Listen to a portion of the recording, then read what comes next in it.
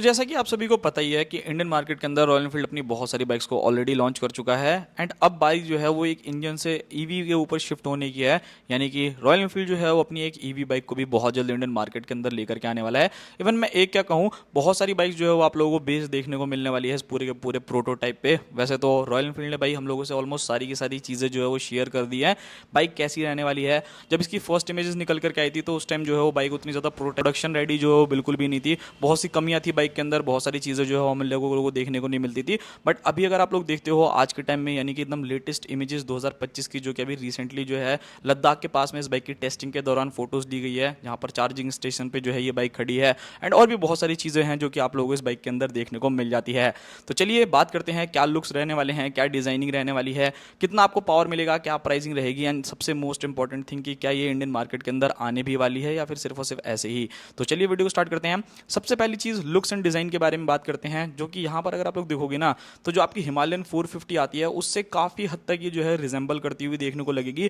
But एक चीज़ जो मुझे काफ़ी अच्छी लगी, मोस्टली अगर आप ईवी बाइक्स को देखोगे या फिर अगर कोई भी ईवी स्कूटर या फिर कोई भी ऐसा इलेक्ट्रॉनिक जो है वो व्हीकल आता है तो उसके अंदर ना उन गाड़ियों को जो है काफ़ी ज़्यादा बल्कियर बना पाना एक काफ़ी ज़्यादा बड़ी सी चीज़ होती है भाई, जो कि हो नहीं पाती है हर बार। तो वो एक चीज़ है। बट यहाँ पर अगर आप इसकी लुक्स एंड डिज़ाइन देखोगे तो आप लोग डेफिनेटली कहोगे कि क्या ज़बरदस्त डिज़ाइनिंग जो है यहाँ पर करी जा रही है रॉयल एनफील्ड की तरफ से। काफ़ी ऐसे फीचर्स हैं जो कि बहुत ज़्यादा कमाल के देखने को मिलेंगे। तो सबसे पहली चीज़ नज़र डालते हैं भाई इसके फर्स्ट मतलब फ्रंट के लुक में कि यहाँ पर आपको क्या चीज़ें देखने को मिलेगी। बाइक के अंदर आपको काफ़ी ज़्यादा टॉलर टाइप का जो है वो भाई आप लोगों को विंडशील्ड देखने को मिलती है। ऑब्वियसली विंड ब्लास्ट से जो है वो आप लोगों को प्रोटेक्ट करने के लिए, जब आप ट्रैवल करो, लॉन्ग ट्रैवल करो तो उस कंडीशन में जो है वो आप लोगों को अच्छा जो है वो फील दे सके, ज़्यादा विंड ब्लास्ट जो है वो ना लगे, उस वजह से जो है वो आप लोगों को काफ़ी बड़ा सा वाइजर देखने को मिलता है। नेक्स्ट चीज़ यहाँ पर अगर आप नोटिस कर पाओगे तो इस बाइक के अंदर आपको फ्रंट में जो है एलईडी सेटअप के साथ राउंड हेडलाइट जो है वो आप लोगों को देखने को मिलती है, जो कि प्रॉपर एलईडी रहने वाली है एंड आइस क्यूब टाइप की जो है इसके अंदर लाइट्स आप लोगों को मिल जाती है, जिससे डेफिनेटली इस बाइक की अगर मैं थ्रो के बारे में बात करूं या फिर अगर मैं बात करूं कि देखो आप ऑब्वियसली एक एडीवी बाइक लेते हो तो आप लोग लॉन्ग टूर करते हो, रात में भी आपको चलना होता है, सो वहां पर कहीं ना कहीं आप लोगों को जो है वो काफ़ी अच्छी लाइट्स की जो है वो ज़रूरत पड़ती है, जिससे आपको पूरा का पूरा रोड विजिबल हो, आराम से बिना किसी दिक्कत के जो है वो आप लोग बाइक को चला सको। तो ये एक चीज़ जो है काफ़ी अच्छी लग रही है इसके अंदर। नेक्स्ट चीज़ एलईडी इंडिकेटर जो है वो आप लोग एक्जैक्टली सेम देखने को मिलते हैं, जो कि देखने में काफ़ी बढ़िया लग रहे हैं। एंड थर्ड चीज़ यहाँ पर अगर आप नोटिस कर पाओगे तो इस बाइक के अगर आप सस्पेंशन को देखोगे ना तो यहाँ पर आपको प्रॉपर गोल्डन कलर के यूएसडी सस्पेंशन दिए गए हैं, और ये जो नॉर्मल आप लोगों की हिमालयन 450 आती है ना उसके कंपैरिजन में आपको ज़्यादा बड़े एंड काफ़ी ज़्यादा मोटे जो है वो आप लोगों को सस्पेंशन देखने को मिल रहे हैं।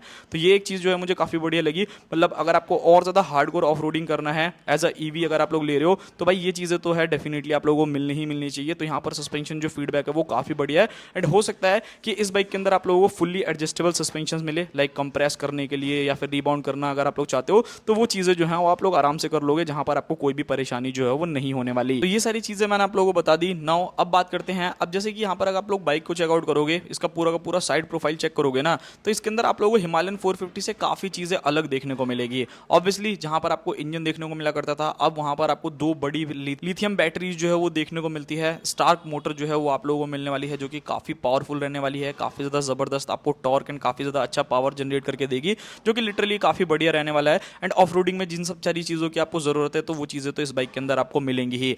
अब अगर आप लोगों ने नॉर्मली अगर आप लोगों ने हिमालयन 450 को देखा होगा तो उसके अंदर ना डेल्टा बॉक्स टाइप का स्विंग आर्म जो है वो आता है, बट इस बाइक के अंदर अगर आप लोग देखोगे तो एल्युमिनियम स्विंग आर्म आ रहा है, जो कि ऑब्वियसली इस बाइक को जो है काफी हद तक लाइट वेट करने में काफी हेल्प करेगा एंड थोड़ा मजबूत भी जो है वो ज्यादा रहेगा। तो वो एक चीज है। बैटरी की रेंज जो है वो बढ़ानी है तो भाई उन लोगों को जो है वो लाइट पार्ट यूज करने पड़ेंगे, इससे बाइक की जो कैपेबिलिटीज है वो और ज्यादा बढ़ सके। मतलब मेरे कहने का ये है कि नॉर्मल अगर आप ईवीज देखते होगे तो उसके अंदर होता क्या है कि नॉर्मली सिटीज के अंदर चलाने के लिए आप लोगों को चाहिए, आप लोगों को बहुत ज़्यादा लंबा नहीं जाना है, तो उस कंडीशन में क्या रहता है कि उसकी उतनी रेंज जो है वो अच्छी नहीं रहती है। बट अगर आप एक एडीवी टाइप की बाइक ले रहे हो, वो भी एक इलेक्ट्रिक बाइक ले रहे हो, तो भाई आपको इजीली कम से कम 500 700 800 के आसपास की तो रेंज जो है वो मेरे हिसाब से मिलनी चाहिए।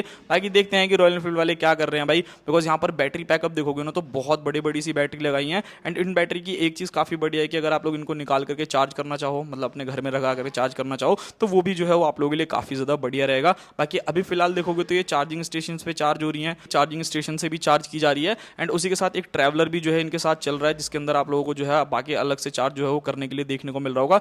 तो वो आप इमेजेस देख सकते हो, जनरेटर से जो है इनको चार्ज किया जा रहा है। अभी टेस्टिंग प्रोटोटाइप है तो भाई ये सारी चीज़ें जो है वो करनी पड़ेगी। बाकी आने वाले टाइम में धीरे धीरे चीज़ें और ज़्यादा जो है वो बेटर हो जाएंगी। यहाँ पर अगर मैं बात करता हूँ भाई इस बाइक के डिस्क ब्रेक्स के बारे में, तो यहाँ पर अगर आप डिस्क ब्रेक देखोगे तो देखने में ऐसा लग रहा है कि 310 mm की जो है वो फ्रंट में आप लोगों को डिस्क देखने को मिलती है। एंड एक चीज़ सबसे अच्छी जो कि रॉयल एनफील्ड कर रहा है, इस गाड़ी गाड़ी के अंदर ना भाई बहुत ज़्यादा अच्छी अच्छी चीज़ें जो है यूज़ की जा रही है, एकदम ब्रांडेड कंपनी की चीज़ें, यानी कि जो इसका कैलिपर रहने वाला है ना, वो आप लोगों को निसिन का कैलिपर देखने को मिलने वाला है। मोस्टली अगर आप लोगों ने देखा होगा कि होंडा की बाइक्स में जो है ये चीज़ें यूज़ होती हैं, यहाँ पर आपको निसिन के कैलिपर जो है वो यूज़ होते हुए देखने को मिलने वाले हैं इस बाइक के अंदर। एंड पीछे में अगर आप लोग जाओगे तो वहाँ पे भी आपको पेडल डिस्क ब्रेक जो है वो देखने को मिलेगी, जिससे ब्रेकिंग जो है वो आपकी काफ़ी ज़्यादा सफिशिएंट रहने वाली है। टायर साइज़ के बारे में बात करी जाए तो यहाँ पर जो आपको टायर साइज़ देखने को मिलेगा वो 21 इंचेस के जो है स्पोक व्हील्स आप लोगों को मिलेंगे। 110 सेक्शन का फ्रंट टायर रहने वाला है। एंड अगर आप रियर में जाते हो तो हो सकता है कि 150 सेक्शन का आपको काफ़ी ब्रॉड टायर देखने को मिले एंड 70 इंचेस के जो है स्पोक व्हील्स के साथ आए। ट्यूबलेस टायर जो है ये रहने वाले हैं। ऑब्वियसली भाई आप लोगों को पता होगा जो हिमालयन 450 आती है उसके अंदर आपको ट्यूबलेस करने के लिए ऑलॉय व्हील जो है वो चेंज करने पड़ते हैं, मतलब स्पोक व्हील जो है वो चेंज करने पड़ते हैं। बट इसमें ऐसा कुछ भी नहीं होगा। ऑब्वियसली एक सरदर्दी रहती है भाई ऑफ रोडिंग करते करते, अगर आपका टायर पंचर हो जाए स्पेशली स्पोक व्हील के साथ, तो वो काफी ज्यादा ना उससे जो है आपको काफी ज्यादा दिक्कतों का सामना जो है वो करना पड़ता है। यहाँ पर अगर मैं बात करता हूँ सस्पेंशन के बारे में, तो यहाँ पर अगर आप फ्रंट में चेकआउट करोगे तो भाई प्रॉपर यूएसडी सस्पेंशन जो है वो आपको मिलते हैं गोल्डन कलर के। एंड रियर में अगर आप जाओगे दोनों शॉक एब्जॉर्बर्स देखने को मिलते हैं जो कि फुल्ली एडजस्टेबल जो है आप लोगों को इस बाइक के अंदर मिलने वाले हैं। तो ये काफी बढ़िया चीज है।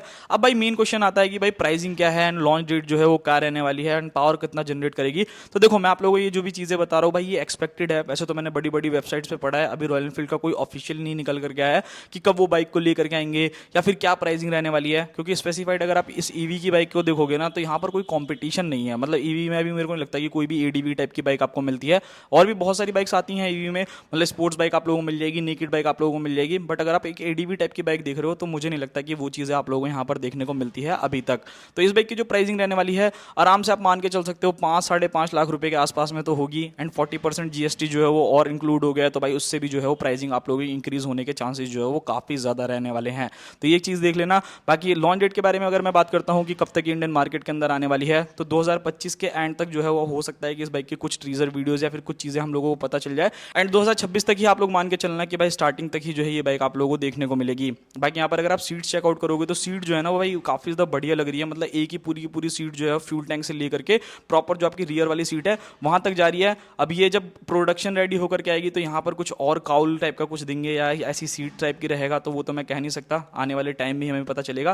फिलहाल जितनी इन्फॉर्मेशन है वो आप लोग इस चीज़ें चेकआउट कर सकते हो। एंड अगर आप इसका चार्जिंग सॉकेट देखोगे ना तो वो आपको लेफ्ट साइड के अंदर देखने को मिलता है, जहाँ पे आप जेरी कैन जो है वो कैरी करते हो ना, मोस्टली देखा होगा आप लोगों ने हिमालयन में करते हुए, तो वहाँ पर इसका जो है वो चार्जिंग पॉइंट रहने वाला है। तो वो एक चीज़ रहने वाली है। बाकी यहाँ पर और भी कुछ चीज़ें हैं जो कि आप लोगों को रॉयल एनफील्ड से कैरी फॉरवर्ड देखने को मिलेगी। एक इसका मीटर जो मतलब टीएफटी डिस्प्ले जो है वो आप लोगों को यहाँ पर देखने को मिलने वाला है। हैजार्ड लाइट हो गया, उसके साथ इंटीग्रेटेड किल स्विच हो गया। जितनी भी स्विच की क्वालिटी है ना वो तो एक्जैक्टली सेम वैसी ही देखने को मिलेगी जैसा आप लोगों को हिमालयन के अंदर देखने को मिलता है, वहाँ पर कोई चेंजेस नहीं है। बट अगर मैं स्टिल यहाँ पर बात करता हूँ जो बाइक के अंदर आप लोगों को देखने को मिल रहा है वो मीटर जो है वो आपको रेक्टेंगुलर शेप में देखने को मिल रहा है। तो हो सकता है कि उसकी जगह भाई कंपनी जो है वो नॉन टीएफटी डिस्प्ले जो आती है वो आप लोगों को अवेलेबल कर दे, तो वो एक चीज़ है। बाकी सीट हाइट देखने में आप लोगों को देखने में भाई अच्छी खासी ऊंची लग रही है। तो हो सकता है कि अगर इसके अंदर एडजस्टेबल सस्पेंशन आ रहे हैं तो अगर आप एक शॉर्ट राइडर हो तो भी आप लोग जो है इसके सस्पेंशन को डाउन करके जो है वो चला सकते हो। एंड अगर आप लोग लॉन्ग बंदे हो, ज़्यादा आप लोगों की हाइट है, तो आप इसको पूरी तरीके से अप करके भी जो है वो चला सकते हो। तो वो एक चीज़ें हैं। इसके अंदर अगर आप रियर से देखोगे तो इसके अंदर आप लोगों को वही सेम टेल लाइट देखने को मिलने वाली है। मतलब जो आपको इंटीग्रेटेड टेल लाइट देखने को मिलती है इंडिकेटर्स के अंदर ही,